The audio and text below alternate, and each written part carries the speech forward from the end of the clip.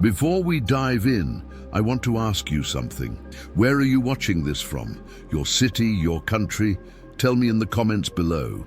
I truly want to know, because stories like this, about unlikely connections and the power of instinct, somehow feel different depending on where you are in the world. Maybe you live in a place where winter bites through your coat, or maybe you've never even seen snow in your life. But one thing's universal: the feeling of being alone and the shock of something unexpected knocking at your door. What you're about to hear isn't just a story about wolves. It's a story about trust, instinct, and a decision that went against everything nature teaches us. It begins with a man who lived far from everyone. No neighbors, no roads, no noise, just the creaking of trees, the endless snow, and a fire that was his only company. His name was Warren Pierce. And on the coldest evening of the year, something appeared at his door that would change his life forever. Now let's go back to that bitter, frozen winter and meet the man behind the cabin. Warren Pierce wasn't a man who feared silence. In fact, he had chosen it. Years ago, after too many losses and too many disappointments, he left everything behind: the city, the people, the noise, and moved to a place where the world stood still. His cabin stood alone at the edge of a frozen forest in remote Alaska. No roads led to it, no visitors ever came by. It was just him, the wind, the trees, and the slow rhythm of survival. Chopping wood, melting snow for water, growing greens in a tiny greenhouse warmed by a single electric heater. That was Warren's life now, a life stripped to the bone, but free of chaos. It was the kind of cold that makes your breath sting, the kind where silence isn't quiet, it's heavy. Outside, the snow was relentless that day. It had started in the morning, a gentle drift that quickly turned violent. By evening, it covered everything in a thick, white silence. Warren had spent most of the day preparing for the storm, stacking firewood, sealing the cracks in the window frames, and checking the locks. By dusk, he'd settled into his favorite chair by the fireplace, a mug of hot tea warming his hands, his eyes watching the flames crackle. There was something sacred in that stillness, something peaceful, but that peace was about to shatter. A sound, soft, almost hesitant, broke through the wind. Scratch, then again. Scratch, scratch. Warren's brow furrowed. No one came out here, and even if they did, no one would arrive in the middle of a snowstorm. It wasn't just ill-advised, it was dangerous. He set down his mug and stood up slowly, heart already beating a little faster. He moved to the window, wiped away a layer of frost with his sleeve, and peered outside into the dark, swirling white. What he saw stopped him cold. There, on the porch, were two wolves. Not growling, not snarling, just standing there, trembling, begging. At first, Warren thought his eyes were playing tricks on him. He wiped the window again, leaned closer, but the figures didn't vanish. They stood there, motionless in the storm. Two wolves, their fur thick with frost, their bodies gaunt, their breath rising in slow, shallow puffs into the freezing air. Wolves. Out here, that wasn't unusual, but this was. They weren't pacing or baring teeth. They weren't hunting. They weren't threatening. They were waiting. One of them took a step forward, paw landing soundlessly on the wooden porch, and with surprising gentleness lifted its muzzle to the door. Scratch. Another soft whimper. Warren's breath caught. Everything in him said to step back, lock the door, turn off the lights. These were wild animals, predators, unpredictable. But as he stared into their eyes, clear, amber, and filled with something painfully human, he saw no aggression, only exhaustion, only desperation. They were begging. A part of him screamed that this was insane, that wolves don't ask for help. But another part, buried, quieter, and far more ancient, whispered something else. They wouldn't be here unless they had no choice. Warren grabbed his flashlight and slowly opened the door just a crack. The cold rushed in like a wave, biting his skin, but he didn't flinch. The larger wolf, tall, lean, with a long scar running across its snout, met his gaze. then lowered its head. The smaller one, clearly limping, shifted its weight, letting out a low, trembling whine. Warren's heartbeat thudded in his ears. He had no weapons, no backup, just his instinct, and a strange, overwhelming sense that this was no ordinary moment. Maybe it was madness, maybe it was mercy. He opened the door wider. "All right," he whispered, barely hearing his own voice over the wind. "Come in, if that's what you're asking." And just like that, the wilderness crossed the threshold. The first paw crossed the wooden threshold with a hesitant grace, as if the wolf itself wasn't quite sure it was welcome. The second followed, limping slightly, its body trembling with each careful step. Snow fell from their fur in clumps, melting into tiny puddles on the wooden floor. The fire crackled softly in the background, casting flickering light across the room. Warren didn't move. He didn't speak. He simply stood, holding the door open as if he were welcoming old friends from the cold, though nothing about this made sense. 2 wolves, inside his home, and yet, in that surreal moment, it felt right. Once both were inside, he slowly closed the door behind them, shutting out the storm, but not the flood of questions that filled his mind. Why were they here? What had driven them to break every natural instinct and seek shelter from a human?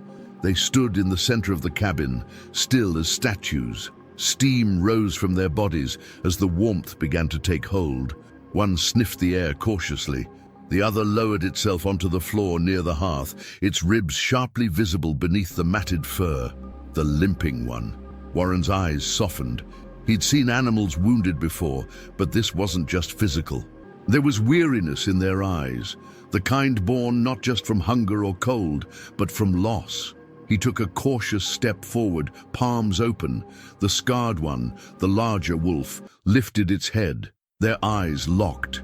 Still no growl, no threat, only a silent warning. "We trust you, but only barely." Warren paused, then turned his attention to the fire. He added a log, letting the flames rise higher, casting more heat into the room. The wolves didn't move. They watched. And in that quiet, breathless pause between danger and peace, something unspoken passed between them. Not fear, not dominance, recognition. And for Warren, the line between man and beast began to blur. Warren never thought he'd see wolves this close. Not in a zoo, not through binoculars. In his home. He moved slowly around them, careful not to startle either. Every muscle in his body was tense, but there was no panic, only a strange, electric stillness. He set the flashlight down on the counter and grabbed an old blanket from the sofa. They didn't flinch. He placed it gently by the fire, then stepped back. The smaller wolf, the one with the limp, sniffed the blanket and, after a long pause, laid down. Its body curled in on itself, the weight of fatigue taking over. The larger one circled once, then positioned itself between its sibling and Warren. Protective, silent. Warren understood. It was more than instinct. It was loyalty. He reached for the pantry cabinet and found a sealed pack of raw meat he had intended to cook that night. As he unwrapped it and placed it on a plate near the fire, he hesitated again. Was this a mistake? Feeding wolves, letting them stay. What if this changed everything? But then he looked at them, really looked, not as threats, not as symbols of wildness, but as beings, as survivors, as creatures asking for one more night alive. He pushed the plate forward. The scarred wolf didn't move, but the limping one sniffed, rose weakly, and approached the food with a caution that broke Warren's heart. One bite, then another. No snatching, no growl, just soft chewing, like a dog who wasn't sure it deserved the meal. And for a moment, Warren felt something shift inside him. Not fear, not pride, purpose. He watched in silence as both wolves ate, slowly, respectfully. And when they finished, they didn't rush toward the door. They didn't try to flee. They simply curled beside each other near the fire, eyes half closed, soaking in the warmth. They had made a choice too. They'd chosen to trust him. And Warren, in a way he hadn't in years, began to feel needed. The storm raged outside, howling through the trees like a chorus of ghosts. But inside the cabin, there was an unexpected stillness, the kind that only comes when something fragile and sacred is forming. Warren didn't sleep that night. Not really. He sat in his chair by the fire, watching the two wolves as they rested. Every so often, the scarred one would lift its head, ears alert, scanning the room for danger. It would glance at Warren, then at the windows, then finally lower its head again beside its sister. They were exhausted, that much was clear, but more than that, they were letting their guard down, in a place they shouldn't feel safe. Warren studied them in the low light. The smaller one, the one he now thought of as Luna, breathed in short, uneven patterns. Her paw was swollen, likely from frostbite or an old wound reopened by the cold. The other, he had named Ash in his mind, had a stillness to him that didn't feel like calm. It felt like readiness, as if he was always just one breath away from defending what little he had left in the world. Warren whispered softly, not expecting them to understand, but needing to speak. "I don't know why you chose me, but you're safe here, for as long as you need." Luna shifted slightly at the sound of his voice. Her eyes fluttered open for a moment, then slowly closed again. Ash didn't move, but his ears twitched. That was enough. The night passed slowly, minutes stretching like hours. Warren checked Luna's paw from a distance, set out a bowl of water near the fire, and kept the flames alive with careful attention. He didn't think about the risks. He didn't think about what the morning might bring, because for the first time in a long time, Warren wasn't surviving alone. He had company, unexpected, unlikely, wild, but somehow exactly what he'd been missing. And just before dawn, as the sky began to soften from black to pale gray, something stirred outside the cabin. As the pale light of early morning seeped through the frost-covered windows, Warren stirred from the half-sleep that had claimed him. The fire was still burning low, casting a dull orange glow across the cabin walls. Luna and Ash were still curled by the hearth, their breathing slow and steady. But something had changed. There was a feeling, that quiet, sixth sense that all creatures, human or not, seem to share when something is near. Warren stood slowly, wrapped his thick coat around his shoulders, and moved toward the window. His breath fogged the glass as he leaned in. At first, all he saw was white, layers of snow undisturbed, but then movement, a flicker between the trees, a shadow. He narrowed his eyes. Not another wolf, a person. Someone was out there, standing just beyond the edge of the tree line, barely visible through the swirling snow. Warren's pulse quickened. No one ever came out this far, not during storms, not at dawn, not unless it was serious. He reached for his flashlight and stepped cautiously to the door, careful not to disturb the wolves. He opened it just a crack, letting the bitter wind slice through the warmth. "Hello?" he called out, voice rough with sleep and disbelief. "Are you all right?" The figure took a few steps forward, pulling down the hood of a heavy fur-lined coat. It was a woman, her face half covered by a scarf, her eyes intense and scanning every inch of the cabin behind Warren. "You have them, don't you?" she said, almost breathless. "The wolves." Warren's mouth opened, but no words came. She stepped closer, lowering her scarf. "My name is Kara Rivers. I've been tracking those wolves for 3 days." Warren's hand tightened on the doorframe. Questions swirled in his mind. Who was she really? And how did she know his wolves were here?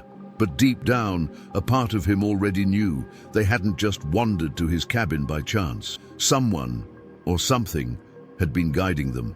Warren stepped aside cautiously, gesturing for the woman to enter. She hesitated, scanning the doorway like she expected a trap. Her boots crunched over the frozen wood of the porch, her breath forming clouds in the cold air. Inside, the wolves stirred. Ash rose first, his massive body blocking Luna from sight.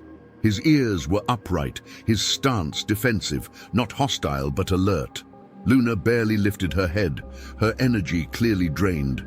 Kara froze in place the moment her eyes met Ash's. She crouched slowly, pulling back her hood, and extended both palms toward the wolves. "It's okay," she said softly. I'm not here to hurt you. Warren watched as Ash, after a tense moment, lowered his head just slightly. Luna let out a soft exhale, almost a sigh. The air felt heavy, like the cabin itself was holding its breath. I work with the North Ridge Wildlife Center, Kara said, her voice still quiet, still focused on the wolves. These two, they're part of a pack we've been monitoring for over a year. Warren blinked, absorbing the weight of her words. They disappeared during a storm 4 nights ago. We feared the worst. She looked at Luna's paw, at the matted fur and swollen limb. Now, I know why they didn't come back. Warren felt something twist in his chest. He wasn't sure if it was relief or the slow realization that he might have to let them go. Kara moved carefully toward the fire, sitting cross-legged on the wooden floor like she belonged there. The smaller one's a female. We named her Echo, but you can call her whatever you like. Her brother's the only reason she's still alive. He stayed with her when the rest of the pack moved on. Ash's eyes flicked toward Kara at the sound of her voice. Not recognition, not exactly, but familiarity. They trusted you, she added, glancing at Warren. That says everything. Warren looked at the wolves, then at Kara, his voice low. What happens now? Kara didn't answer right away. She just looked at Echo's paw, and then she said gently, that depends on whether you're willing to help us, help them. The fire crackled softly as Kara gently examined Echo's injured paw. Ash remained close, his body tense but no longer on edge, as if he understood that this woman was here to help. Warren watched from the corner of the room, arms crossed, feeling a strange mixture of comfort and dread. He didn't want to ask the next question, but it had been sitting in the back of his mind all night. If they got separated from the rest of the pack, he said finally, is there a chance there are more? Kara didn't look up. Always a chance. Outside, the wind had calmed, but the silence was sharper now, thicker, the kind of silence that presses against your chest. Warren walked toward the window, scanning the tree line. That's when he heard it, a howl, distant, low, and fractured, like it came from a throat too dry to cry properly. It wasn't the confident call of a strong wolf. It was a cry for help. Kara stood up instantly, her eyes locked with Warren's. That wasn't Ash. Warren nodded, already reaching for his coat. He didn't even stop to question himself. Something in that sound struck a chord too deep to ignore. The same frequency that had made him open the door for 2 half-frozen strangers. I'm going, he said, grabbing his flashlight. I'll come with you, Kara started, but Warren shook his head. Stay here. They trust you now. Echo needs you. She hesitated, then handed him a flare gun. If you find anything, shoot it into the sky. Red means help. Green means all clear. Warren stepped out into the snow, the wind biting his face. He followed the sound, heart pounding with a familiar, strange mix of fear and purpose. He didn't know what he was going to find out there, but he had a feeling this story wasn't finished yet, and the forest was about to reveal something no one had expected. The snow was knee-deep, and every step felt like a question Warren couldn't answer. The forest, once familiar, now seemed unfamiliar, its trees taller, its shadows longer.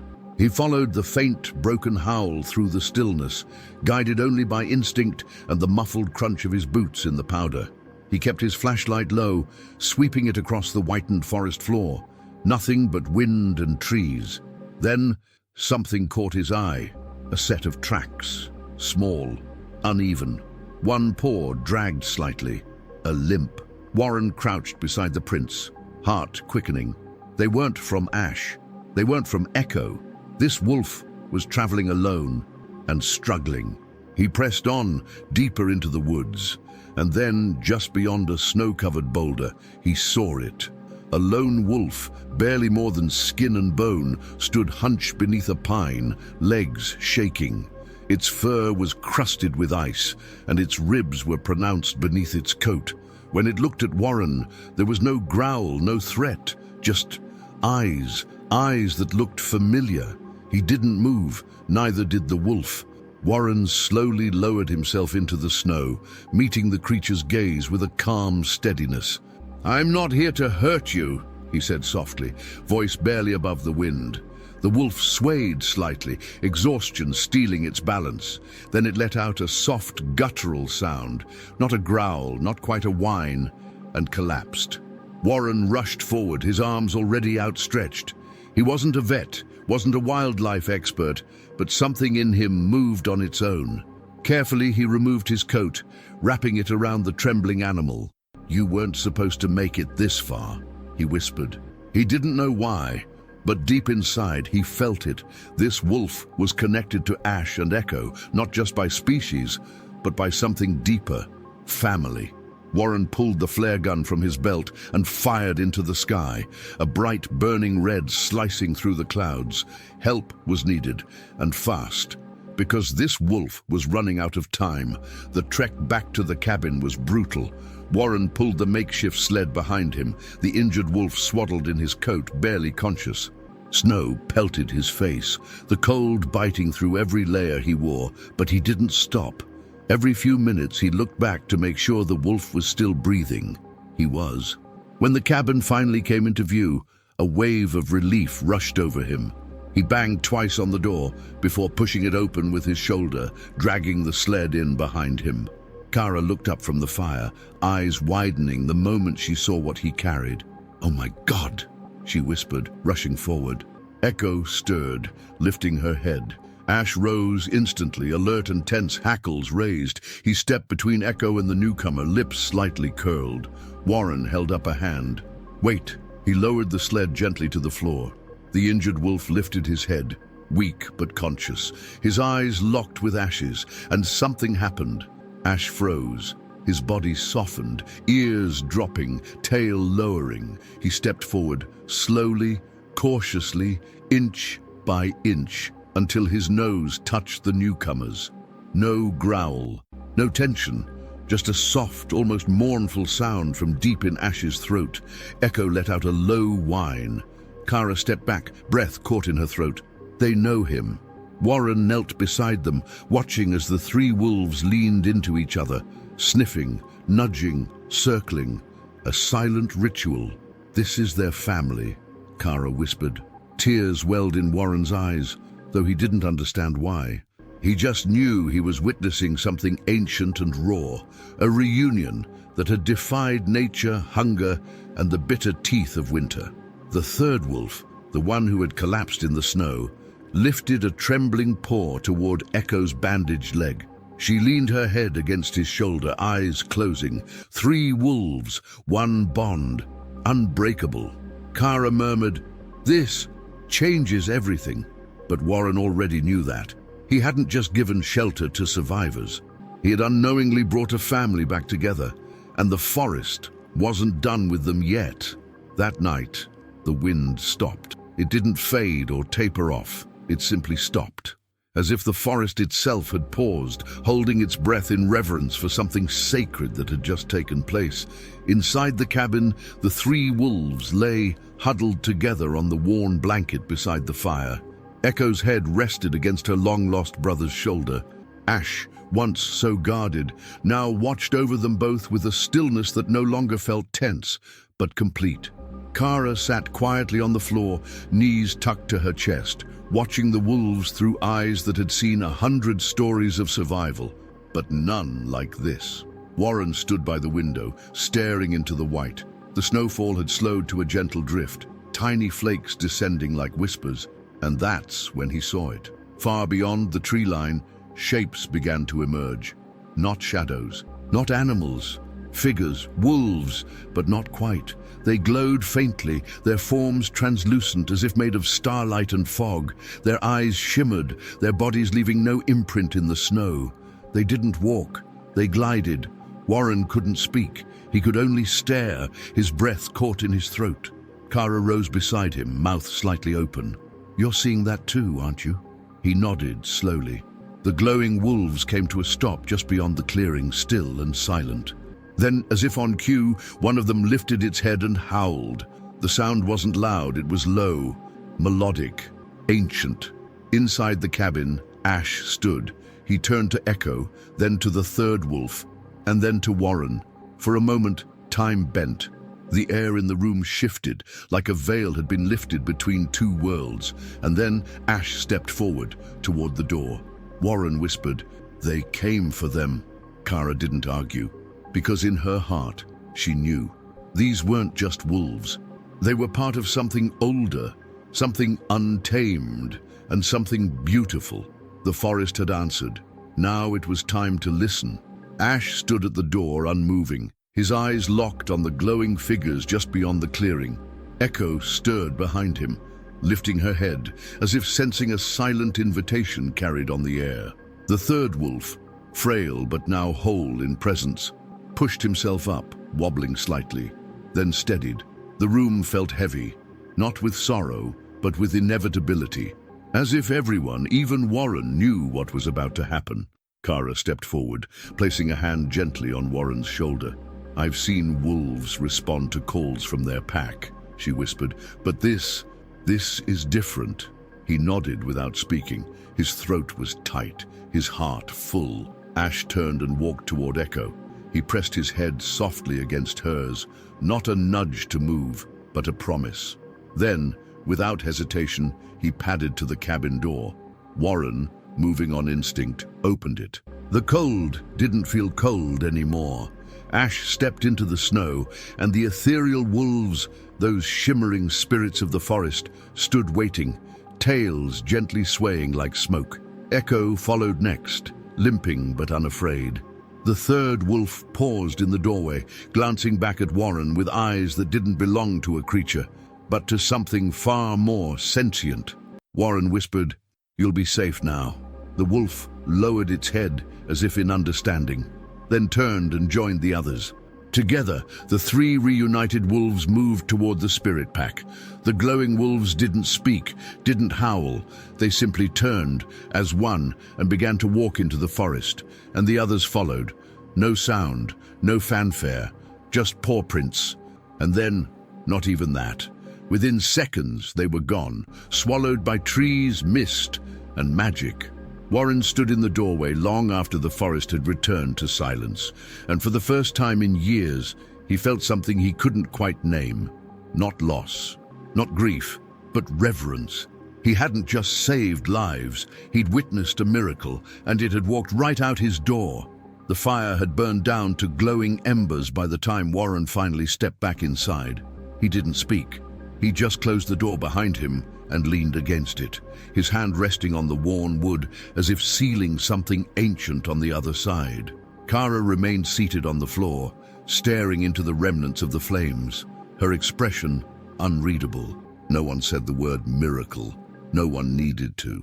Warren finally crossed the room, sat in his chair, and let out a long, slow breath, one he hadn't realized he'd been holding for hours. The silence was thick, but this time, it didn't feel empty. Kara looked at him, her voice barely more than a whisper. "You think they'll be okay?" Warren nodded slowly. "I think they already are." He stared at the floor where the wolves had rested, now nothing but damp paw prints and a faint warmth left behind. "They didn't belong here," he said after a while. "Not with me, not in this world." He paused. "But I'm glad they passed through it." Kara gave a soft smile. "They chose you." Warren chuckled under his breath. "Maybe I needed them more than they needed me." Outside, snow began to fall again, but softer now, gentle flakes floating in slow spirals as if the forest itself were resting. Warren stood and moved toward the window, staring into the clearing where it had all ended, or maybe where it had all begun. The tracks had vanished. Even the glowing figures felt like a distant dream, but the feeling remained. That deep, quiet certainty that something sacred had happened here.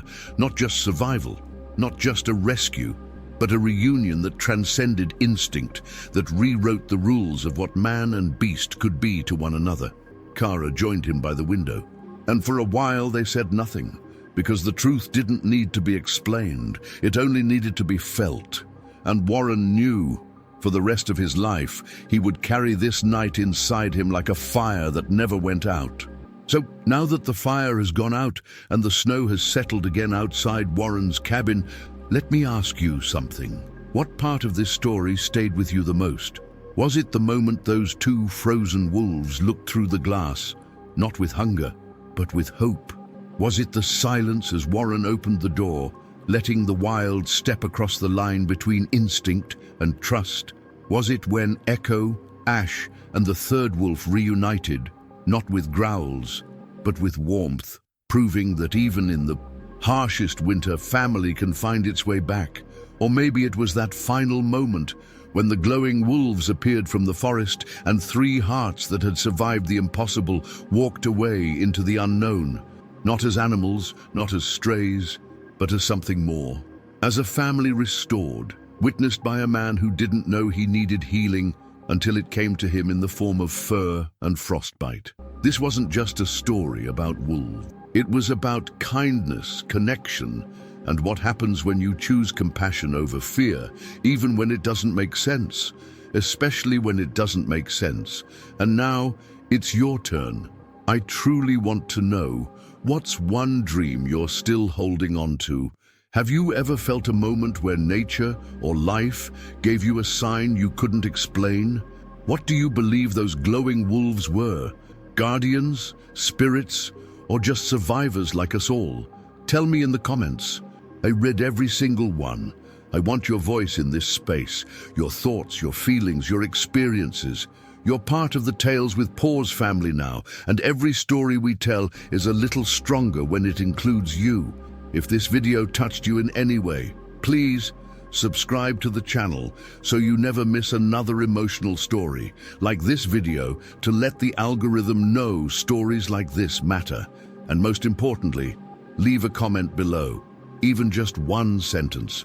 It truly helps this channel grow. This story took time to write, to record, and to shape with love. Every comment, every share helps keep this fire burning. Until next time, stay kind, stay curious, and remember, some doors should be opened, even if what waits on the other side has fangs and frost. Thank you for watching Tales with Paws.